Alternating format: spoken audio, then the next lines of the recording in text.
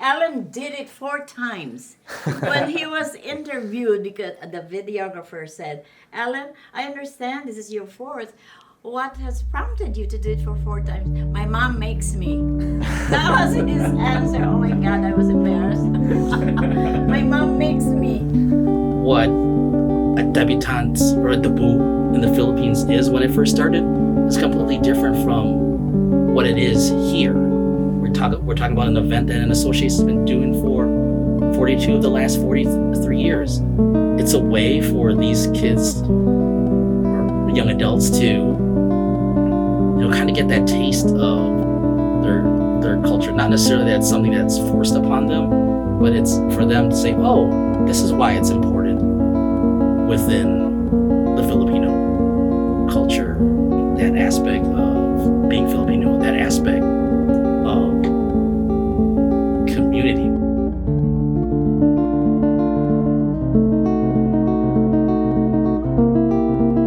What does Filipino mean to you? Back then or now?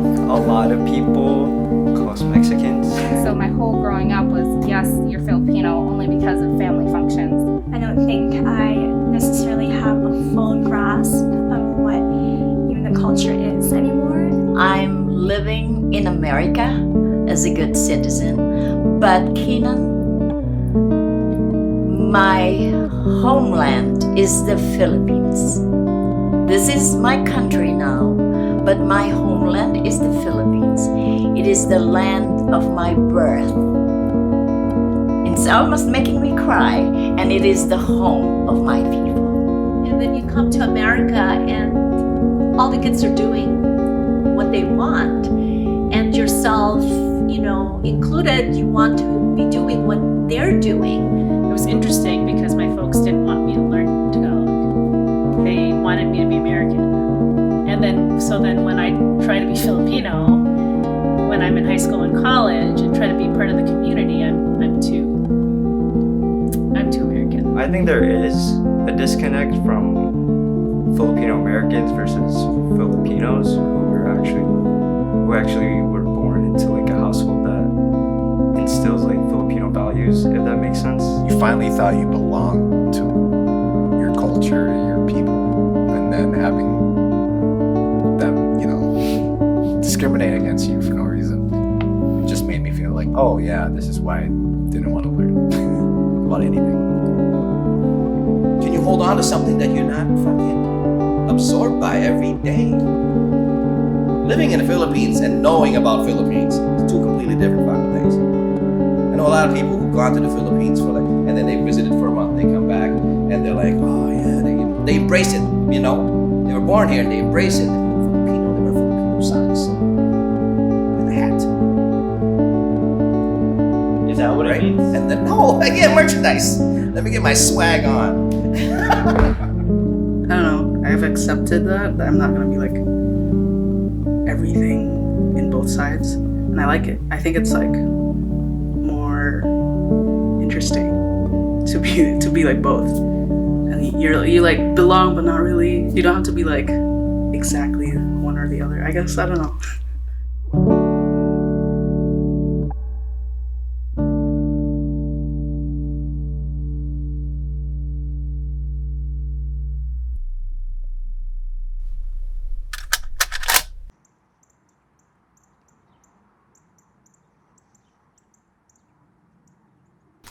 Nina, could you tell me how the Debs began, and could you tell me a little bit about its history? I will be more than happy to do that, Keenan, because I remember it very distinctly, I hope. It was the year 1978. At that time, Ofi Balcos, my friend, and I were heavily involved in many of the activities, programs, and events of the Filipino-Minnesotan Association. And one of these events was the annual Valentine's Ball. So one time in one of our casual conversations, Ofi said to me, Lita, I have an idea. I said, tell me about it. And she says, my idea is if we can bring to Minnesota the traditional Debutante ball in the Philippines, I'd be really excited, she says. You know, Keenan, I was silent for a few moments. And then I said, Ophi, I love it. I love it. However, it's not going to be that simple. It's not going to be that easy. We've got to put a structure to it. We've got to plan the thing to its smallest detail. And we have a major challenge, I said. And she says, what's the major challenge? I said, we need a good choreographer to do the cotillion. Huh. She says, problem solved. I said, how? Carrie Evangelista is a dance teacher, she says. You know that. And I said, yeah, that's right. And she added, and I've already shared the idea with Carrie and she loves it too. So that was the beginning, right? That very year, 1978, the Debutante's Ball was presented in conjunction with a Valentine's Ball.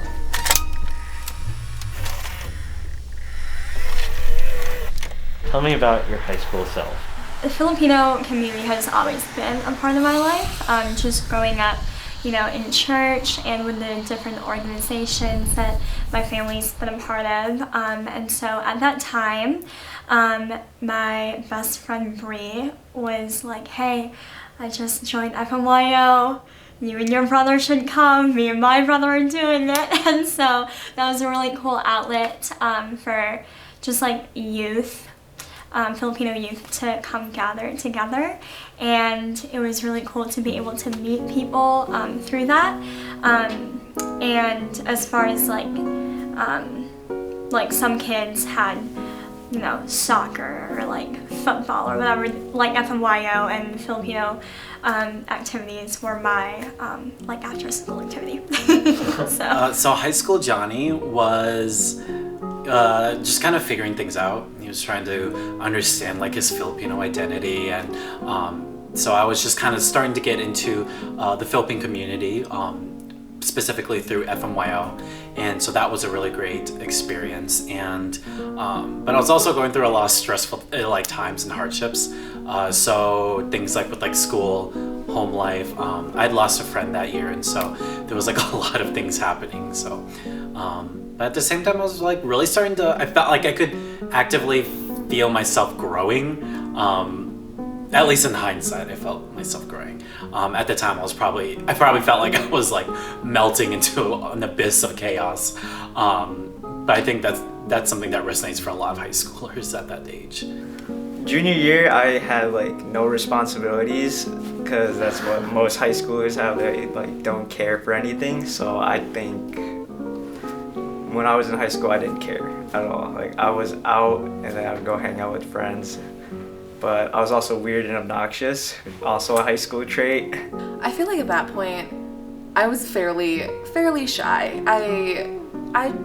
I had my core group of friends since elementary school, and so kind of during that period I was very comfortable with them and not really comfortable meeting other people, and I was really focused on school, stressing about college, what I wanted to do in the future, and I think during that time I was just stressed but happy, because obviously I had no other things going on other than school and friends, so yeah. So I was really shy and I didn't do much. No, I did a lot, but then I didn't I guess new things, or didn't hanging out with a lot of people. I was more comfortable with my set group of friends, or mostly Filipinos. I was more comfortable with Filipinos because I grew up in the Filipino community, and so yeah, I was just way too shy. Growing up Filipino was pretty fun, I guess, but it's just the only Filipinos that I knew growing up was either the people that we went to family parties with that are Filipino or their kids. Otherwise, I didn't know a single Filipino outside of that group, or outside of parties, or the one that my parents knew. So to me, I was the only Filipino in my living area, or in my area. Even in your school? Yeah, none. Besides, obviously, my sister. But otherwise, I didn't know anybody. Yeah, so I actually didn't know about Debs till I was like 13 or 14, because we were all sitting in the dinner table, and then they were talking about my sister Debs, and then I was like, when's my Debs? Thinking I had a Debs. But it wasn't me. I could be an escort. I had to be an escort. And then I went to my first Debs for FMA. And at first I thought it was like kind of lame or kind of cliche. It's like a quinceañera where it's just a woman being presented into adulthood. But then when I saw the dance, I was like, oh, wow, they can actually do the waltz. They're doing like pop culture dances and everything. I thought it was really cool. It was when I was in the FMYO, and we were having a good time, and it was coming up, and it was actually Christina Navarro and a couple other members and some adults that told me about the Debutantes Ball, and I was kind of like, oh, that sounds kind of cool. I didn't really know much about it, so I was kind of going in just with a very positive idea and understanding of things. I had looked into a little bit on the history and those details, and so before going in though, and so yeah. What did you find? I found a lot of interesting things. I just kind of learned that it's something that was inherited from the Spanish aristocracy. It was kind of further like developed through American colonialism from there, and but then also I got a perspective of it from like actual Filipinos, not just the online web. And a lot of Filipinos kind of explained to me that it's like a tradition, and it's a way of coming into adulthood. And I think for me as a Filipino adoptee, it was a way of bringing myself into the community. It was kind of like this kind of a rite of passage, but in a very forgiving and loving way. So. This is such a ridiculous story, but my mom had actually talked to me and was like, so you're gonna do this ball, and I have a coworker, she has a son right around your age, you'll do it together, it'll be great. I was like, okay. To be completely honest, definitely my mom. She definitely invited me to do it, and I will admit it took at least a good 4 or 5 times before I said yes. So what I thought at first was like, oh, my mom's making me do this chore or make me go here and dance every Sunday and rehearse for like 3-4 months. But what was the question again? Because the way she set it up was, hey, would you like to know how to dance and then perform it in front of people? And then I said no. And I usually said no right before she even ended her sentence. But well, I mean, I kind of already knew I wanted to be a debutante for like the longest time. I was going to them ever since I like came here basically to Minnesota, and so I was like, oh yeah, of course I'm gonna do it. Like Sunday for a couple hours rehearsing, and then we have like a whole event. Like, yeah, why not? So it was just like another fun thing I was gonna add on to my schedule. At first, it was more like a humorous, like a happy type of asking, like, hey, do you wanna learn how to dance? But then towards the end, before I said yes, she goes, you're gonna do this dance and you're gonna do it like next week on Sunday. And I'm like, okay. Tell me about the rehearsal process. Tell me about like, do you remember anything from the first time you met, like the first rehearsal? I think during the first rehearsal, I was really excited because at that point I already knew some people who were gonna be a part of the debutante class because like involved with like FMYO. But at that point I didn't have an escort because I'm like fairly tall for a Filipino. And I was like, how am I gonna find a guy who's like probably taller than me so I can dance with him in heels? And so I remember not meeting. Yeah. No, that's honestly was it because I was like, well, I'm already excited for it. Like, I'm ready to do it, but there's no one tall enough. So I was like, oh, we'll figure it out when we get there. But I remember that first rehearsal, I was just like so excited because it was something I was looking forward to for a really long time. And then since I already were like comfortable with some of the people, I wasn't as nervous to kind of just like jump in. Although I've like never really danced before, and so I was also nervous about that. And I don't know, but like overall, I was just like really looking forward to it. going into it, I was very, in a way, kind of nervous, just because I didn't know what to expect, especially when it came to meeting other Filipinos I've never met and having to get used to these people for almost every week and then perform a dance with them. So it was a little nerve-wracking going in, and as soon as I remember walking in, I saw a bunch of people and I started getting really nervous because I'm like, oh man, what am I getting myself into? Like I said, like growing up, I didn't know any Filipinos, so the fact that I was being put in a group with other Filipino kids almost my age, it's just like, this is kind of not weird, but very surreal that like, oh, there's other people like me, and you know, we share the same culture. It's crazy.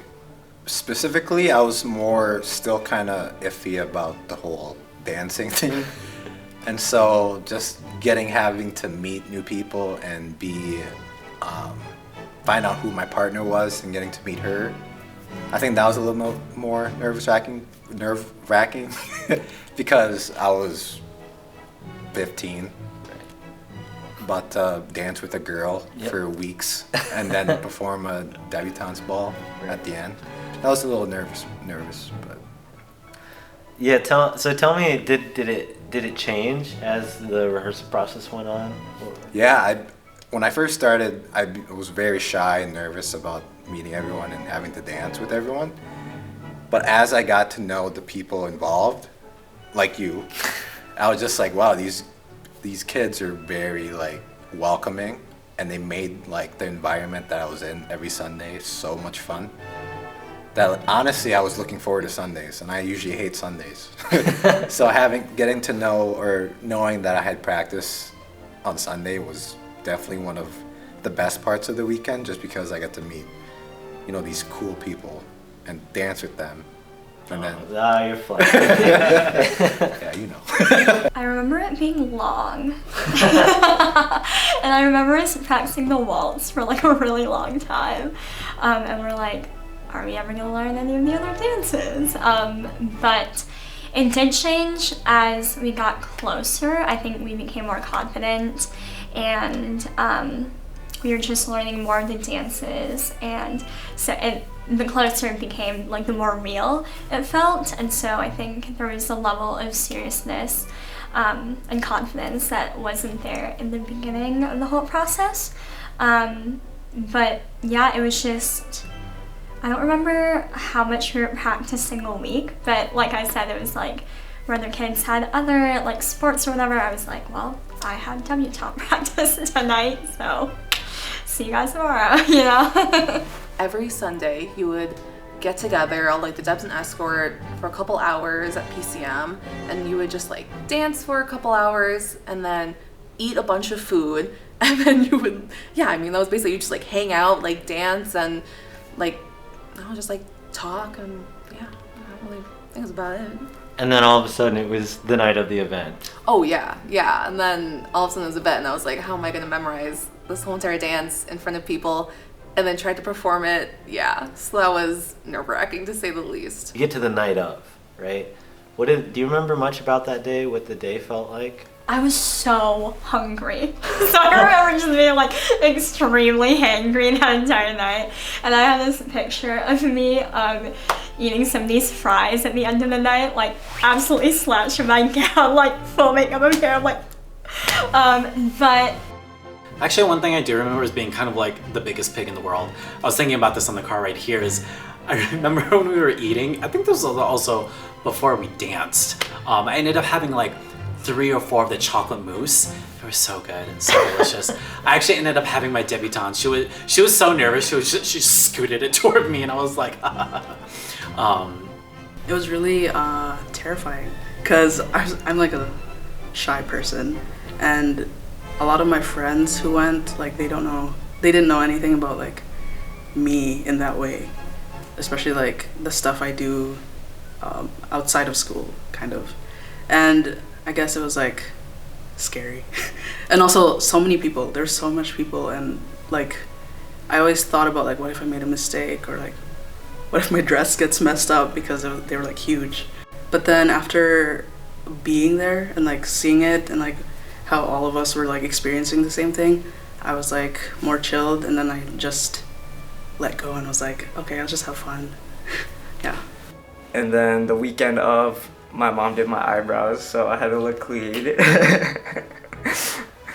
And then I got there first the day of the ball before my family got there, and then when my family got there, they were like, why do you look so pale?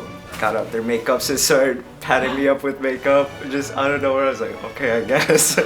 They're really trying to present me, so.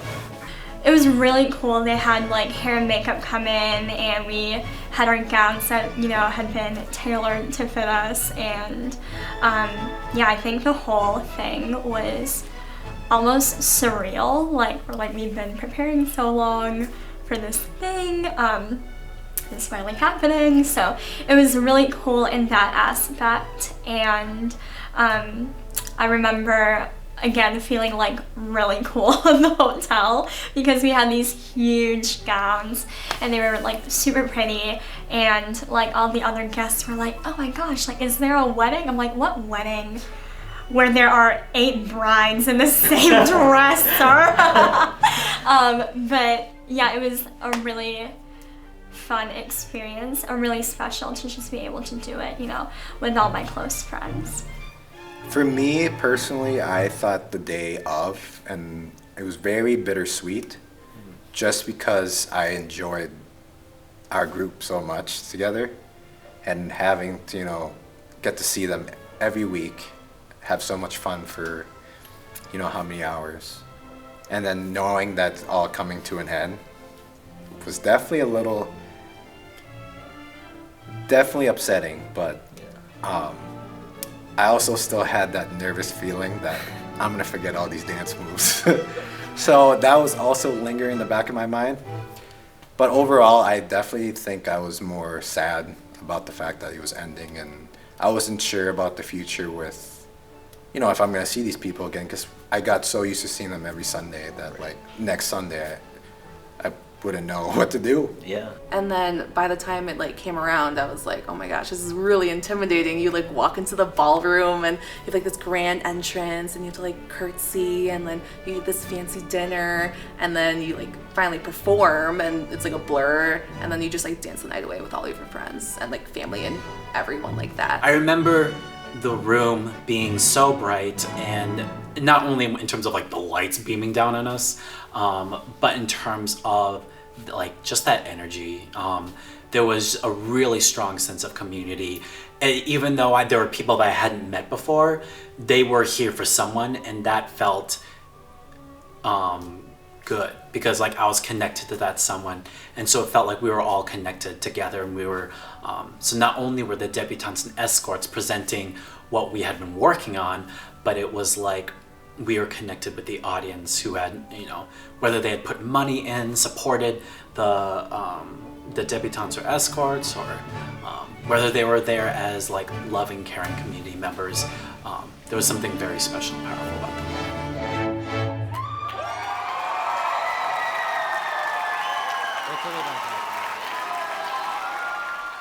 It's definitely, I was not exactly emotional, but I was still a little moody. But I didn't want to tell anyone because I'm a 15-year-old tough guy, so I couldn't show my emotions. But I definitely was very upset, just because, you know, it was coming to an end. I think I personally had a good experience just because I kind of already knew going in like what it was about, so I was excited because I knew like I had previous Debs who really enjoyed it, and like I was like, wow, like maybe I'll have an experience like them, and end up turning really well because all of us ended up being like pretty close. But I will say, like, during the time I feel like I don't know, I just like did the rehearsal, did the dance, and then by the time it came, it like flew by so quick that it was like, oh, is that it? Like, that's all? We're gonna dance and then just like hang out? I don't know. So that was kind of a weird part about it. Like once it ended, it was like, okay, like now what? So like, okay, we're done, and yeah, that's it. Yeah. And then you just kind of like move on, I guess. Yeah, because I mean, you're like looking forward to it for so long, and then you get to the event, and obviously it's like a really fun event, and then like afterwards it's like, oh, like what do I look forward to now? Because like that was like the one thing, at least in that, yeah. I feel accomplished when I look at it because it's something that will forever be with me as a memory, and then it's just important, I guess, to other Filipinos, just seeing that and then kind of seeing them support you gives you the confidence, or it gave me more confidence to be more responsible and be myself, because definitely after Debs I was able to do more for myself and just live and meet others through that, because that just gives you access to meeting new people and having that confidence. I think at the time I was, you know, like I said, I was super busy, and so it probably felt like just one more thing to cross off the list. Like maybe the magnitude of what was actually happening didn't hit me until after the fact, which, you know, I'm sorry to say, but yeah, I think the older I get, the more and more blessed I feel to have that experience. Yeah, and again, like getting to do it with my little brother and like my best friends and, you know, our parents who we've known, but like titas and titos and like little cousins, or like, you know, all these people in the community, like all having them there, like now I'm realizing is so special, especially with like everything going on right now with the, sorry, little tangent, no, but just absolutely. I've been realizing more and more that there are people in this country that don't feel like they belong, you know, like a lot of different immigrants have, through, you know, political rhetoric or just like whatever's going on in the news or whatever else, have been made to feel like they don't belong in this country, and that's something that's been really heavy on my heart.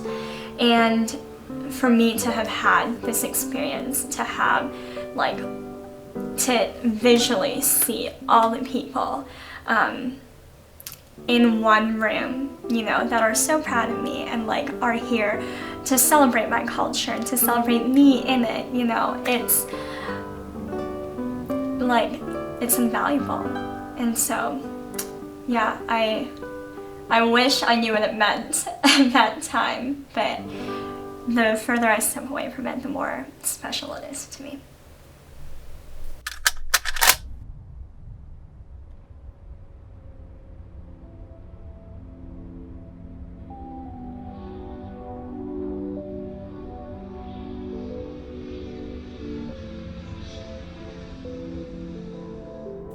Magandang gabi sa inyo lahat, and welcome to the Filipino-American National News. I'm Manju.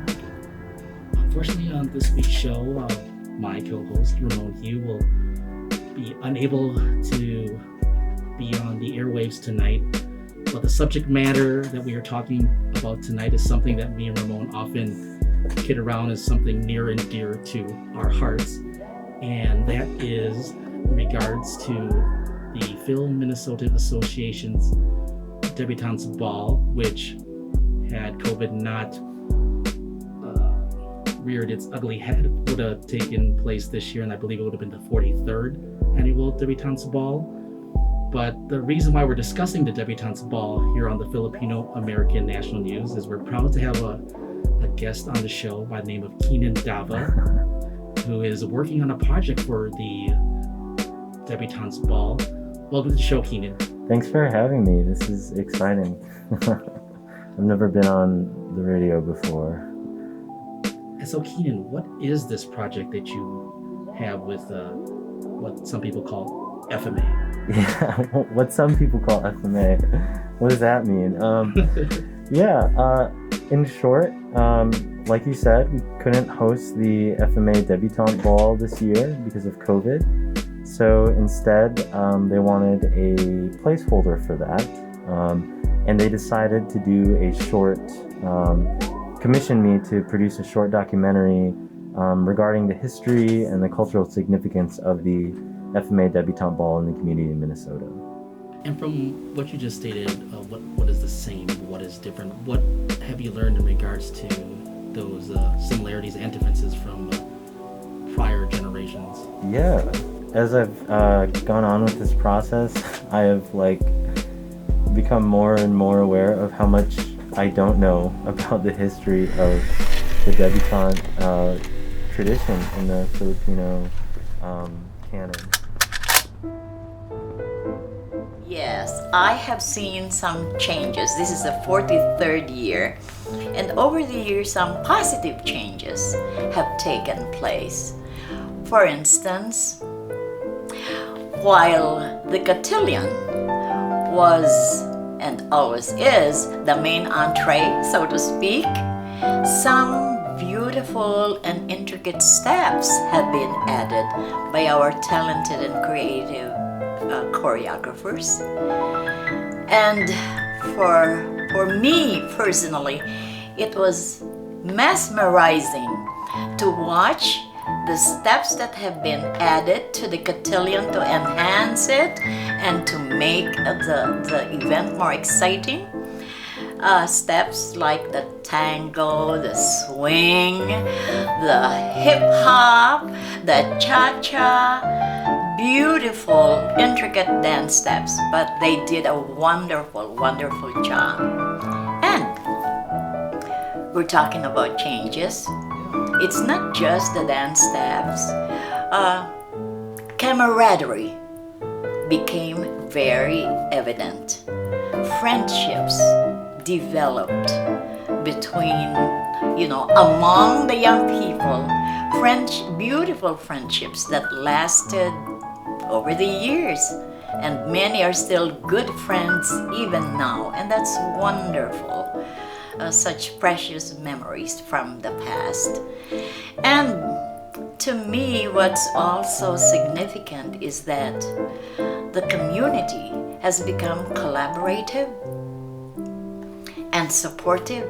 They have given this event, this tradition, their support and advocacy. And we're so pleased with that. We feel rewarded and we feel so happy about it.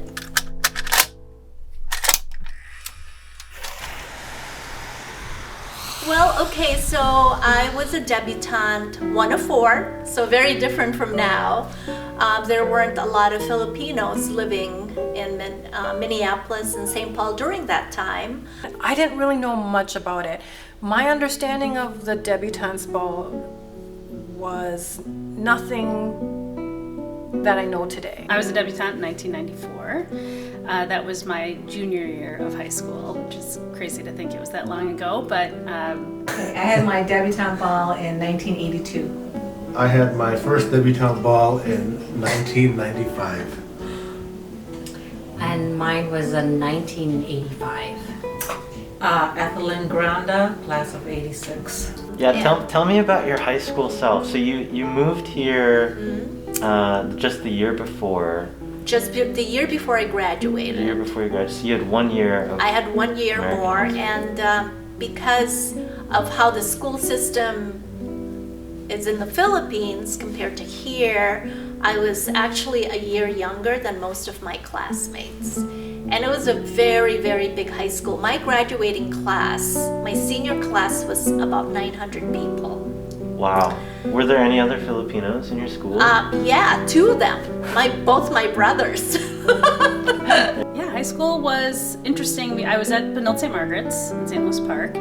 There was not a lot of diversity there. I think Filipinos were the biggest minority at the school at the time. And I had a very close Filipino friend, still do, Eileen Talatala, or Eileen Love now. And so this was kind of like expectation, like we had known about this. We had been going to the Debutante's Ball since we were young, and so when we were debating on whether or not we wanted to do our junior year or senior year, so we decided to do a junior year. We just knew we were going to do it. That was just part of the plan. My parents came here and they were very poor, so they were very hardworking people. My dad worked like 2 to 3 jobs. He was like he was a janitor, and my mom was a waitress and a cook. And when I was born, she left me with my 7-year-old and my 8-year-old brother. Oh, well, maybe 10 and 8. Yeah, so they were watching me, and then they had to work because, you know, they had to make ends meet. But really, you know, our parents worked second shift. My dad had 2 jobs, and so basically our job was to take care of our brother. At least that was kind of the thing that we had to do, which I still today I think it's our saving grace, because you know, there's, you know, in the neighborhood where we grew up in, there are a lot of, you know, young teen pregnancies and things like that. So in Humboldt back then was not, you know, it's not like a suburbia high school. It was an inner city high school. So there are a lot of, you know, gangs and like what Ethel said, yeah, we pretty much hung out with each other for like the first 2 years, and then the later half, I started to branch out and, you know, had more friends after that. You know, my parents, like I said, I keep stressing the point that they were very, very strict. It was really hard for me to feel and, you know, like a normal 16, 17-year-old would be here. It would be probably, you know, in the Manila where we were living, in Quezon City actually, that was norm. You know, parents told you what to do, you did what they asked you to do, you behaved, sorta. And then you come to America and all the kids are doing what they want, and yourself, you know, included, you want to be doing what they're doing. You'd like to go hang out with your friends after school, go to football games, and my dad would always insist my brothers come along. I had to be chaperoned. I was so horrified when I was asked to the prom, and my dad insisted on me bringing one of my brothers as a chaperone. And I was like, forget it, I am not doing that. But I did go to prom. One of my very good friends' parents came and talked to my parents. And they assured us we would double date, we would leave at this time and return at this time. And they knew exactly where we were going. And so finally my parents, after a lot of crying and door slamming, allowed me to go. Just think of that now, you know, the process of me just asking to go to a prom, and not be, you know, not have my brother along with me as a chaperone today. Right. I mean, it's unheard of, right? The building across the street went up for sale, and so then my parents jumped on it, and that's when Cora's Oriental Market happened. So that was the birth of Cora's Oriental Market, and Cora's Oriental Market was a Filipino grocery store. It was a Filipino restaurant, because on the weekends my mom would prepare Filipino buffets like pancit and tinola and kare-kare, and that was kind of those years. Cora's Oriental Market it's busy. My parents, you know, they weren't able to afford workers, so I had to be working. My brothers had to be working. My sister had to be working. We were so young. Yeah. So a lot of my teen years was consumed by Cora's Oriental Market, by Cora's, working at Cora's. And it didn't afford me that opportunity to engage and to participate outside of the restaurant, outside of the grocery store, outside of the Cora's. So my experience as a Filipino-American teenager was just seeing all these Filipino faces come in, getting to know them, and only knowing them as a cashier, knowing them only as a waitress, knowing them, you know, or them knowing me as that's Cora's daughter, you know. So I never really had that opportunity to engage out in the community. Right. Well, I was brought onto the cotillion to the debutante's ball from my cousin Melissa. She invited me to go with her because she didn't know anybody. This was the first meeting, and she wanted someone to just be there with her. So I went, and a young teenage boy, 15 years old, or I guess maybe it might have been 14 at the time. They asked, "Hey, we need escorts. Will you be an escort?" I went, "Okay." I said, "Why not?" It's a chance to meet other Filipinos and Filipino girls. Yeah. So I mean, that was the interest. That was some of the driving factors to participate in. I laugh because the no choice in the matter. It was like, you're 16, time, you go do this now. And by the way, our good friend's son is gonna be your partner. An arrangement has been made.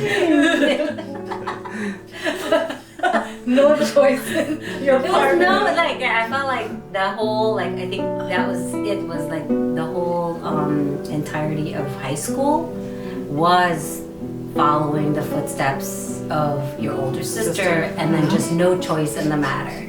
I think that was you just didn't know because your parents, because they weren't around. This is the way to kind of have their thumb on you, this is what you're gonna do, and you're gonna go and be with this partner. So it wasn't. They didn't even have to convince me. It's expected. It was expected. We had seen it so many times leading up to that point where we were like, oh, we're going to do that someday. So it was just kind of what we knew and what we were expecting to do. My dad, Tito Samangel, is very involved in the FMA. Ninang Lita Maliksi is my godmother. These people have been in my life literally my whole life. And so it was just really part of that kind of the expectation and something that we all look forward to. I didn't really know much about it. My understanding of the Debutante's Ball was nothing that I know today. It wasn't a celebration of young adults or, presenting your daughter or your son to the community.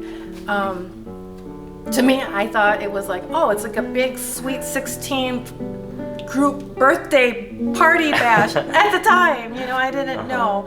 The experience, it's kind of a blur. It was a lot more casual. There was a procession where you went in with your parents and then you curtsied like everybody. Have a picture of that. And then you had a dance with your father. And there was a choreographed dance with the 4 couples, and it was very short and sweet. And then it was a dance with your father, and that was it. And no professional photography, no after party, and really that was it. Nobody got in touch with you afterwards. Everybody went their own way. In some ways, I think the Debutante's Ball is an opportunity for parents to show off their children, which, I don't know, I don't have a strong opinion about that being a good or bad thing. I just think that was just part of that's part of the intent of it. It's not necessarily for me as a young person truly being introduced in society as a grown-up, because that was not the way it was, right? In real life, I was still my parents' children, and I still was, I was living with them, I wasn't independent, all those things. In the Philippines, to have a debutante ball, you would be 18. And so I was close to that age, I was 17. So I wanted to experience it.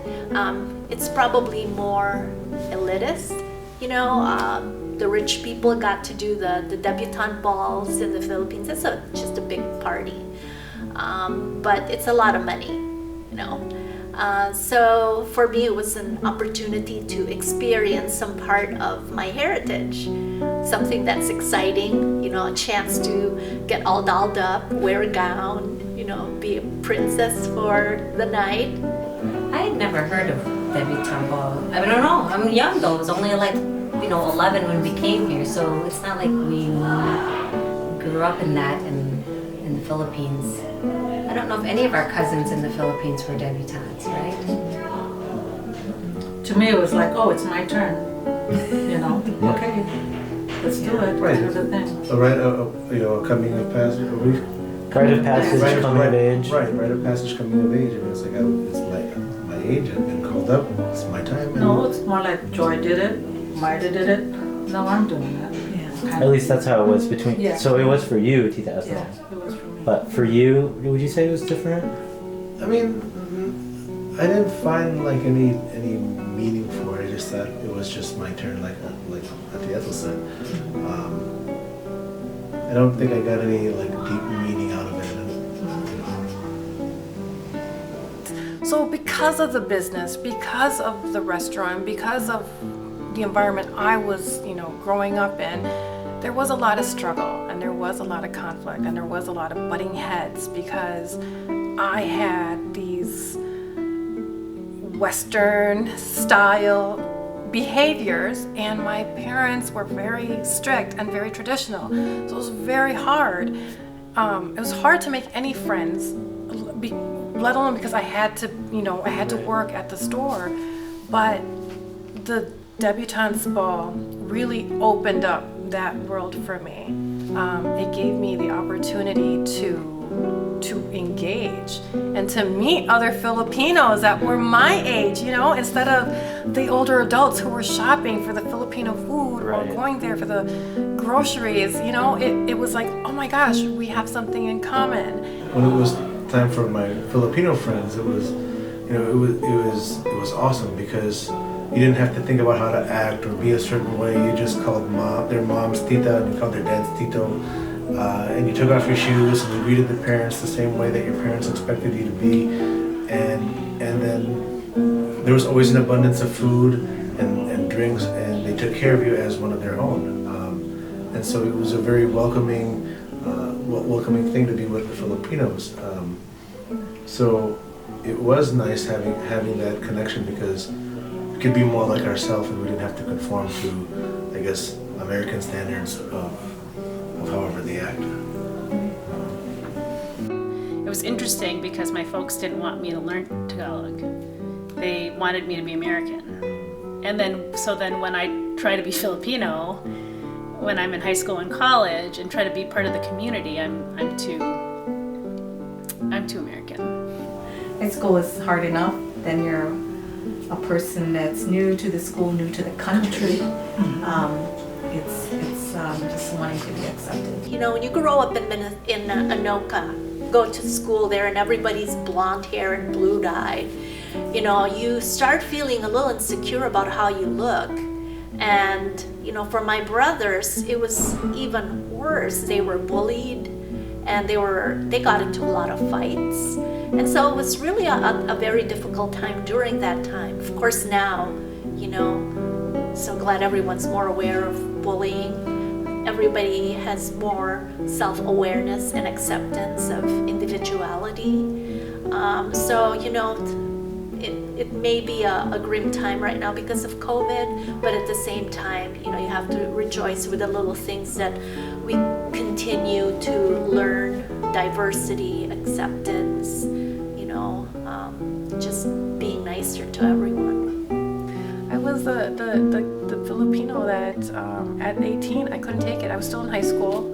I was still a senior. I just started senior because I turned 18 in October, and I ran away. I ran away from home and I couldn't do it anymore. And so I think when you had reached out, I think I connected a lot of that with the Debutante's Ball. It was triggering. It was. But then I was like, you know what? Okay, Melissa, put all that aside. OT mind. Let's think about this and separate, mom and dad and Cora's best chicken wings. And how was that for me? I think it was like a sanction. It was a place for me to escape and to kind of just be me and to learn about me, because me at the time was, okay, I gotta work. Sorry, I can't hang out. Sorry, I gotta be a cashier. Sorry, I gotta help my mom restock the shelves. Sorry, I gotta cut the chicken wings. Sorry, I gotta make daan. Sorry, I gotta, you know, I wanted to run away from my situation, and I found a safety zone, you know, temporary safety zone. And then when it was done, it was a little depressing, because it was like, gosh, I have nowhere to go now, you know. And the Sunday rehearsals were done, and the after part, I mean, it was like, I remember it was Sunday, because of Debutantes usually is on a Saturday. It was Sunday, and I woke up at the Radisson, and I'm like, it's done. I felt really bad. And you say goodbye to everyone. It was hard to say goodbye to everyone, because, you know, did I connect with any of them after? No. You wouldn't have been allowed to go to FMIO or things like that? No, I wasn't. It was hard. It was really hard to get away as a kid, because, you know, and maybe in the Philippines that's how it was. I'm getting a little teary. Yeah, because feel I'm free, just very happy and hopeful for you guys, you know, the younger people. Because I think what you're experiencing now is just gonna keep getting better. And through the eyes of someone older, you know, I've always wished I had what you guys had. But I'm also very happy because you have what you have. Do you know what I'm saying? Yeah.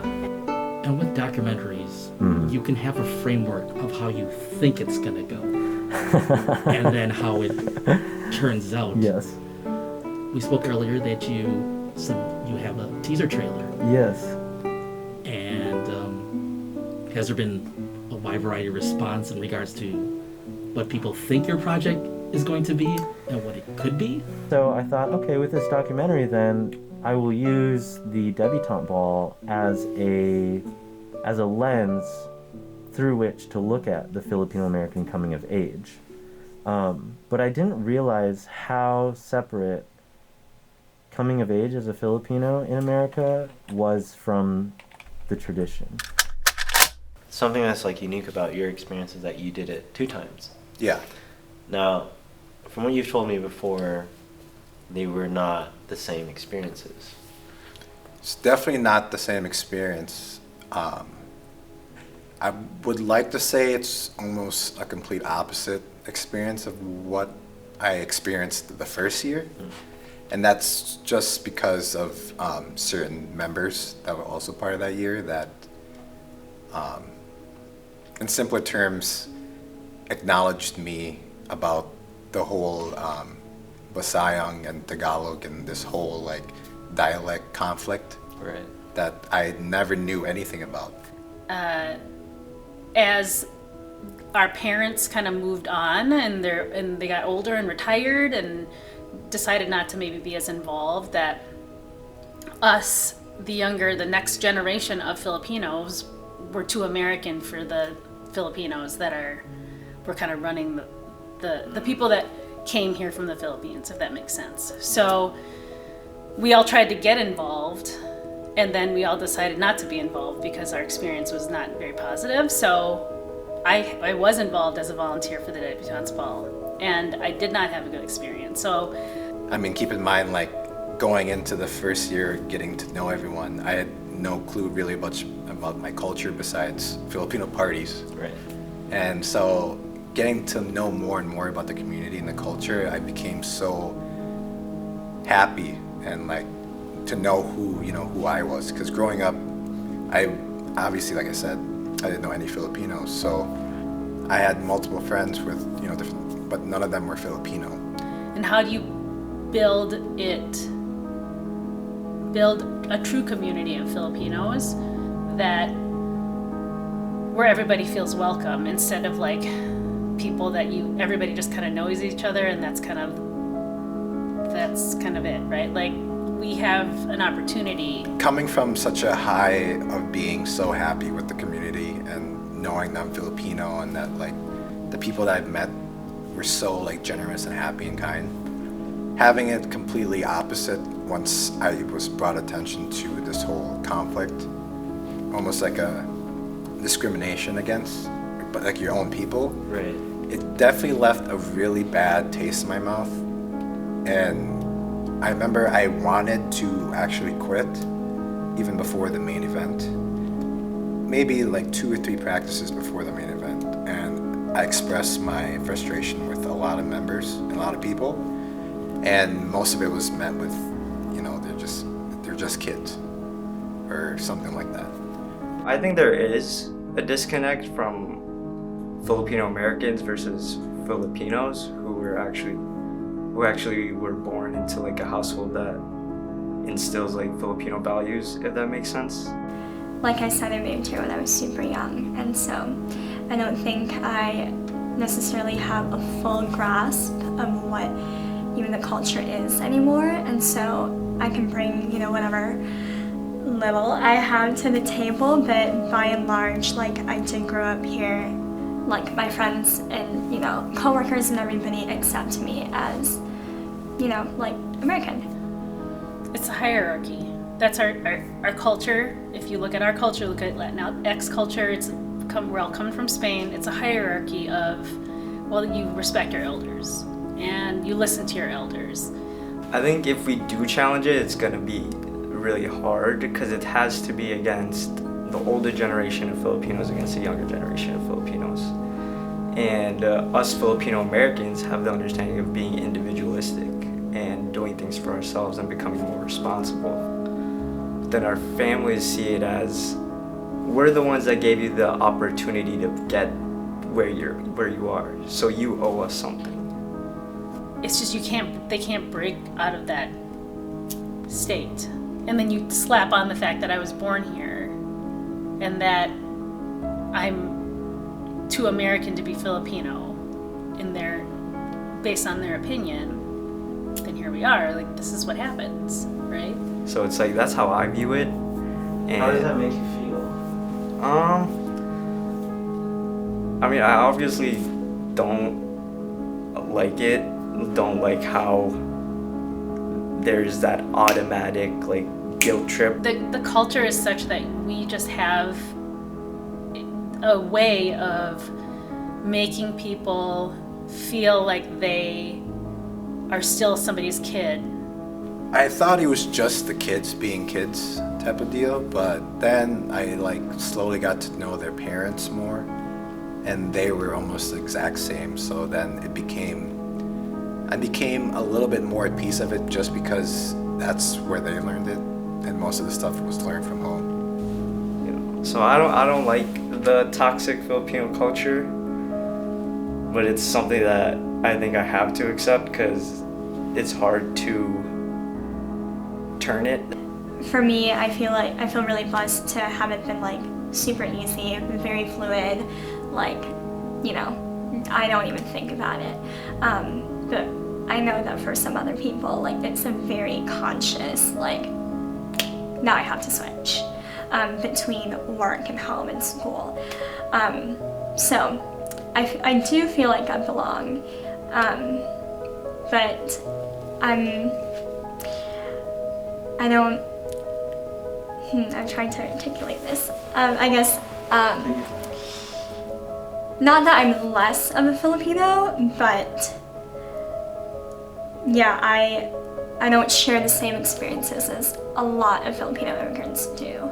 Now, I remember one time with my mom, and I remember this because, I don't know, I was like, I don't know, I must have said something that offended her, and she said something like, I think to her, I was trying to be away from being Filipino, and maybe it's just growing up time, because she said, oh, you know, are you going to start to denounce that you're Filipino? And are you trying to, you know, she said that. I'm just trying to figure out the right words for what I want to say. Like, I don't want this whole Visayan thing to be even a thing. Right. But I don't know how to properly say that, if that makes sense. You just don't want someone to experience the same thing you do. Yeah, I definitely don't want any newcomer that is slowly like joining the community to experience what I went through, just because I think they would have almost the same reaction with how I did was, okay, I knew this was going to be dumb, I'm not going to join, or I'm not going to be a part of this. And that's what almost happened to me, where, you know, I lost all motivation. I didn't want to associate myself with anything Filipino related. Yeah. It was tough, but everything worked out.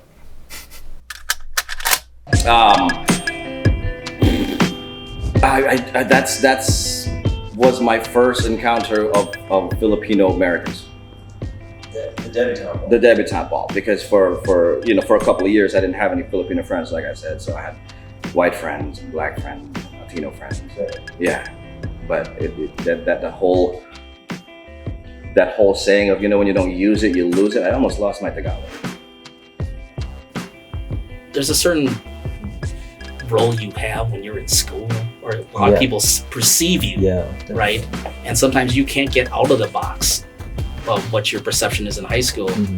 And when this boom in the early mid-90s happened for myself, there was starting to become more involvement for people my age within multiple organizations out there. And so, it was a way for me to branch out, kind of find different parts of my personality that I didn't know existed. Sometimes you get to wear different hats. You get to see how maybe you're not the quite flirtatious guy with your female friends at school, but then here you are with someone that in a different element that they don't know all these preconceived notions. And this is a time where we didn't really have social media. There definitely was a feeling of reconnection. It's just being around your people. It's something that's really, you can't explain. It's like being around your childhood buddies and you laugh at the same stupid shit, and you don't even have to say nothing. You just say hello, and then next thing you know, you're just cracking up. Yeah, that's how it felt. It felt like home, like coming back to something very familiar and very comforting.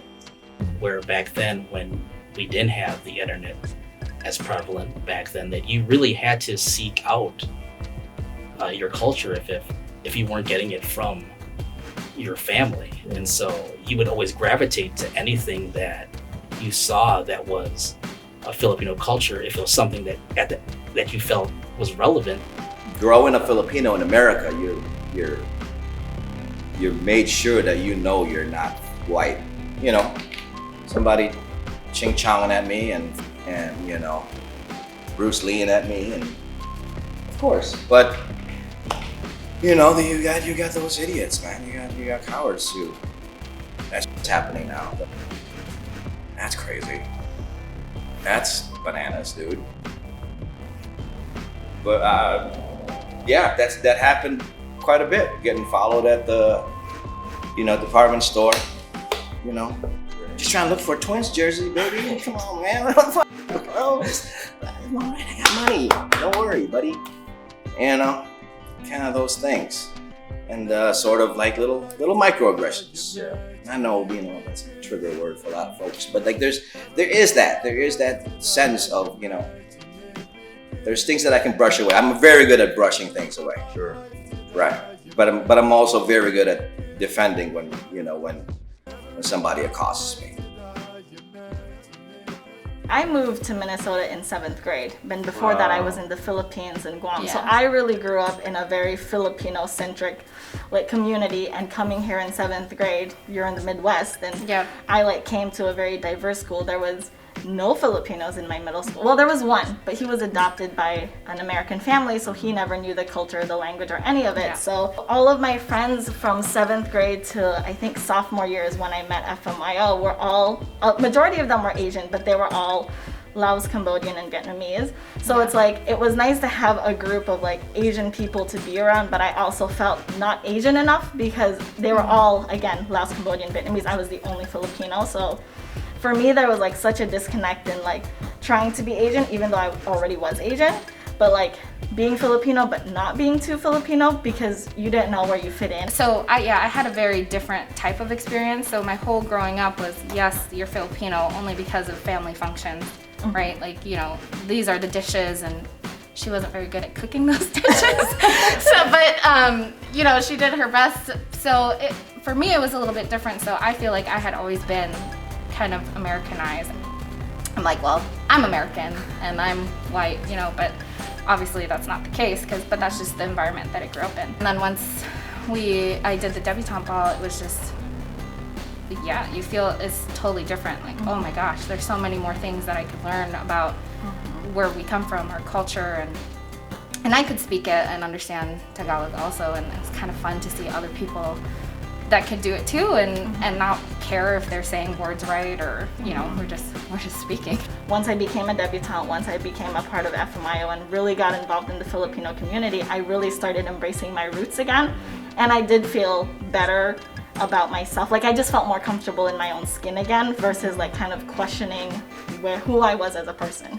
I think it was probably when Alexa kind of roped me into FMIO, and that was where I started to understand like, oh, like this is like a community that we kind of like have built and are building. Like it's not just like people that you happen to be like kind of related to. The year that I escorted wasn't necessarily like becoming an adult, but it was the subsequent years of like choreographing that felt like a more thorough engagement and commitment to like being involved with the community. A coming of age like into like a communal sense. Yeah.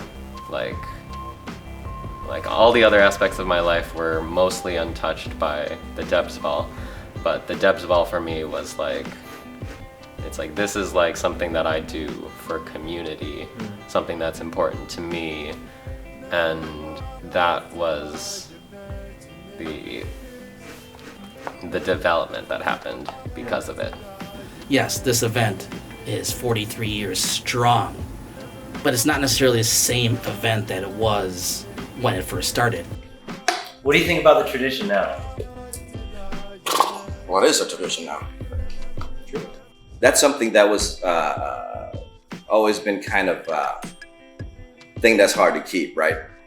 Especially when you're in a different country, when you're in a melting pot. We're supposed to, you know, get together with other cultures and things, and when that happens, I feel the only way that you can really actually get that done is through the house.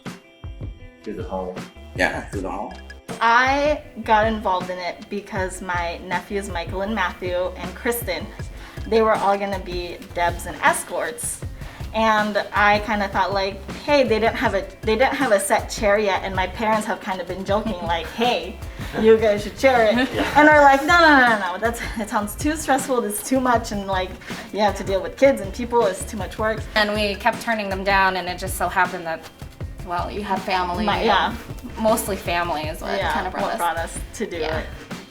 Like I said, I came from a big Filipino family, probably one of the bigger families here in the Twin Cities area, but yet only myself, my sister, and one of my cousins out of 10, 12 cousins did the Debutante Ball. For me personally, I haven't been a part of any FMA stuff, CSFA stuff since I was a very young man. And a lot of my friends have not either, nor do their children.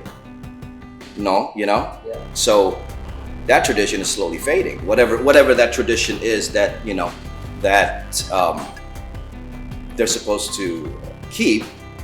But, you know, the stewards are still there. Lita Maliksi is still there. Now we got new people like Lauren and CSFA that's doing great things. But as far as the younger generation, I don't know. I think we're somewhere else. Try to continue traditions, you also have to move forward, or you have to evolve within those sort of things where you have to learn from the positive things of your events, but you also have to learn from what might draw people away. A tradition, but like I didn't see why it made it our tradition.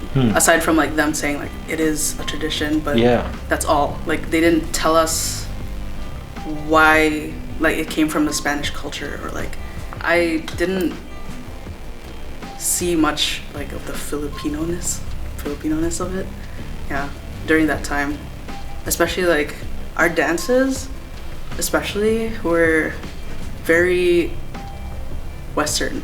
And maybe if we did like one dance that was like a Filipino dance. I just wish that we had more of like a Filipino cultural and like dance added into it. Like we added the ocho ocho in ours, but it was like only for 5 seconds.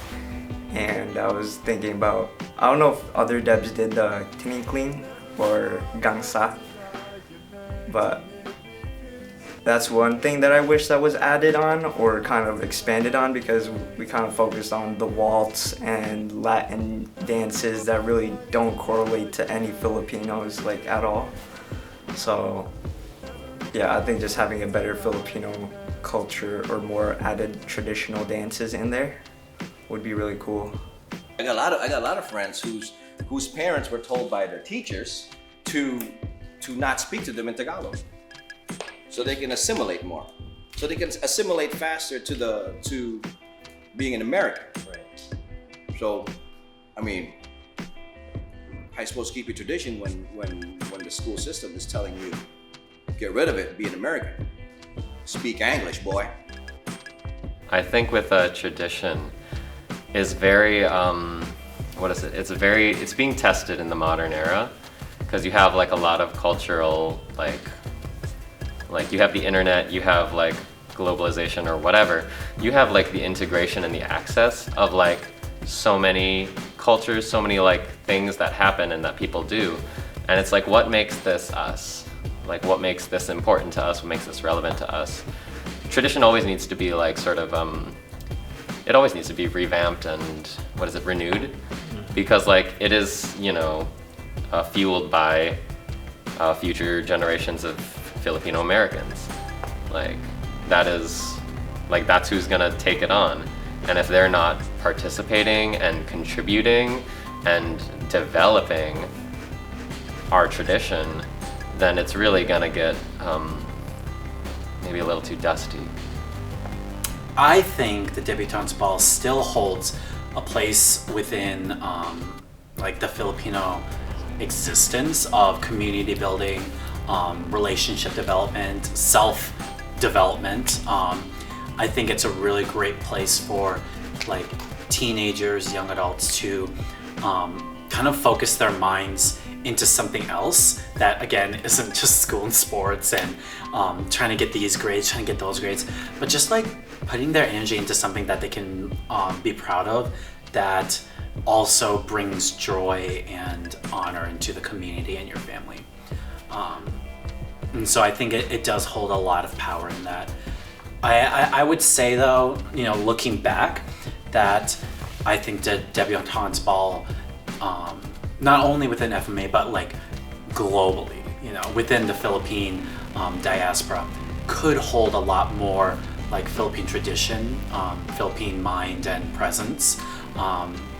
So kind of moving away from those Western, like Spanish aristocracy like traditions, and like really focusing in on like what it means to be Filipino, because it seems kind of that's where it's already been going toward, but now we need to put the actual Philippine part into it.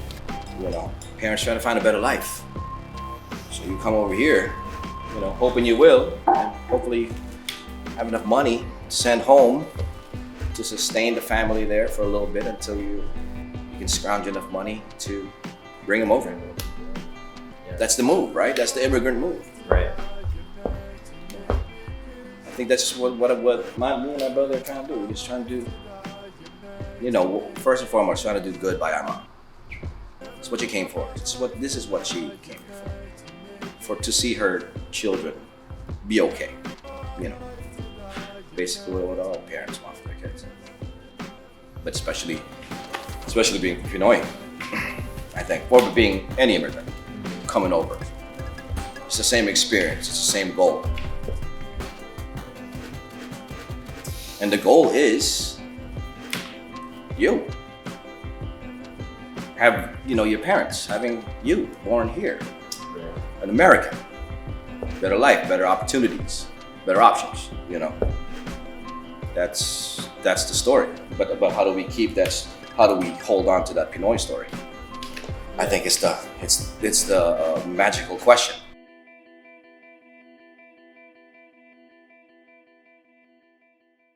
Well, yes, my history is the Philippines. But my history is also Minnesota.